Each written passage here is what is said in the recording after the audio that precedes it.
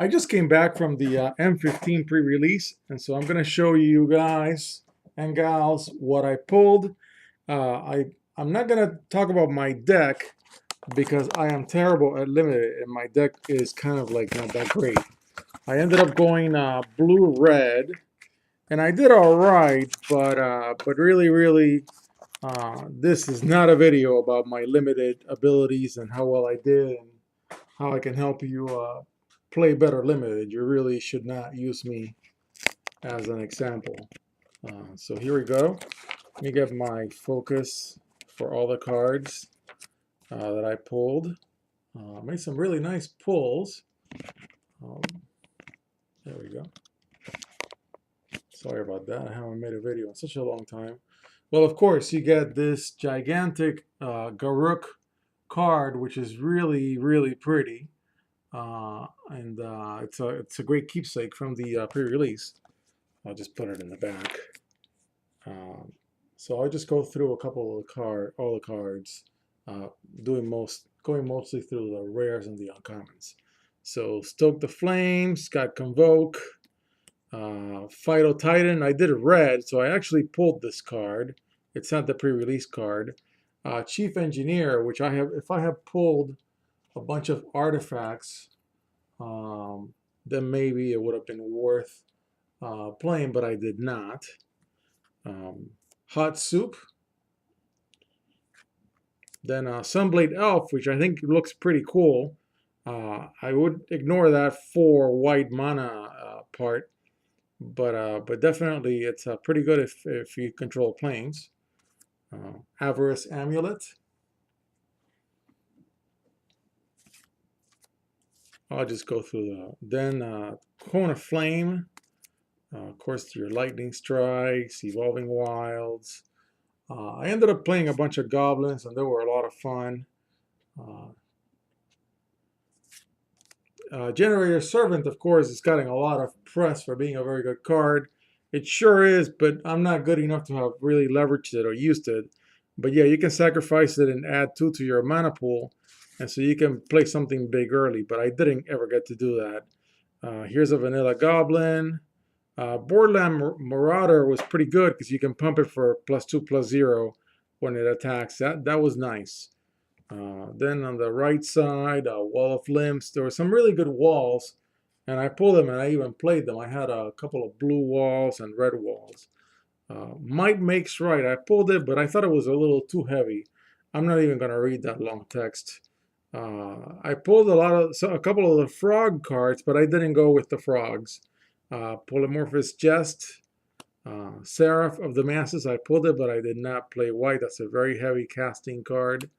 And so Artifact, again, if I had pulled more artifacts, maybe if I had picked blue, it would have been a lot of fun to play because you can turn one of your artifacts into a 5/5 creature.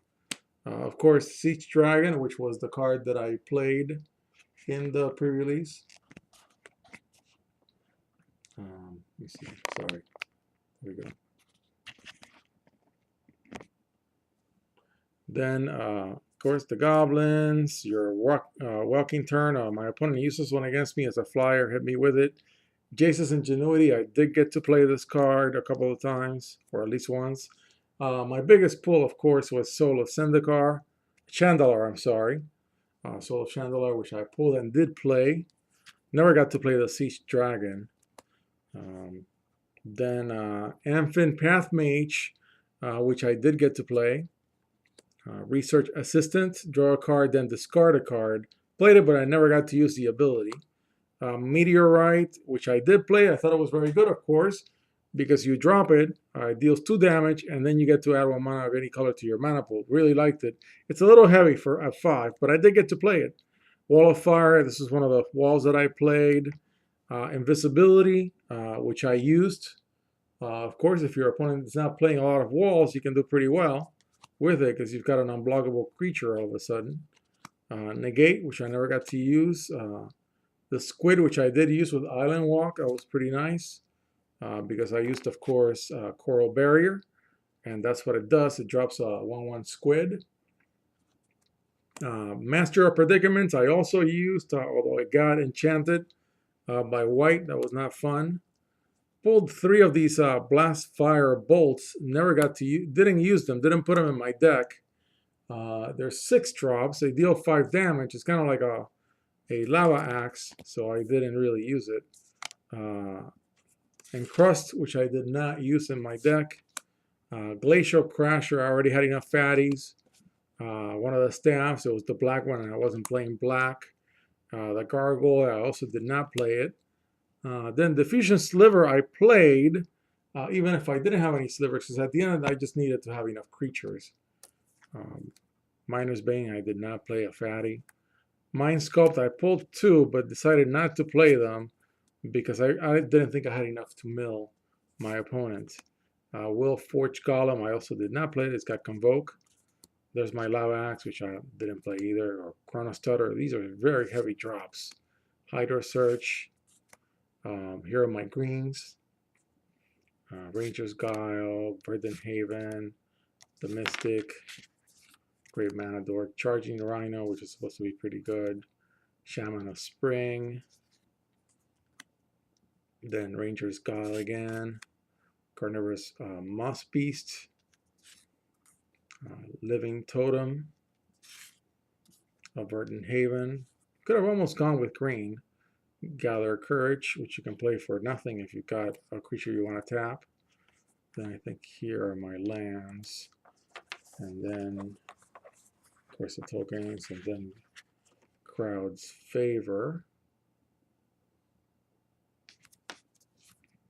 And the Turn to Frog, which is a classic Magic card in my opinion.